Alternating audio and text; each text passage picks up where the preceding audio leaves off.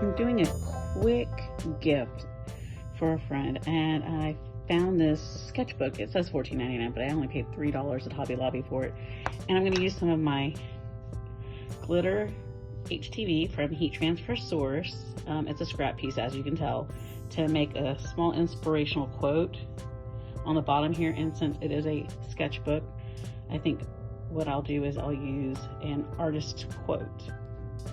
One of the things I need to make sure I measure is the length and width of this item, so I can make sure that I don't make it too big. So I want to make it within a 2-inch realm, 2 by 5, I would say. Someone might make it larger, smaller, or even just put an initial on the book. So since I have already pre-set up this design to be mirrored, as you see it's backwards, I want to send this as is.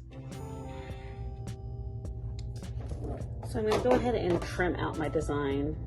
I should have done a weeding box, but I didn't.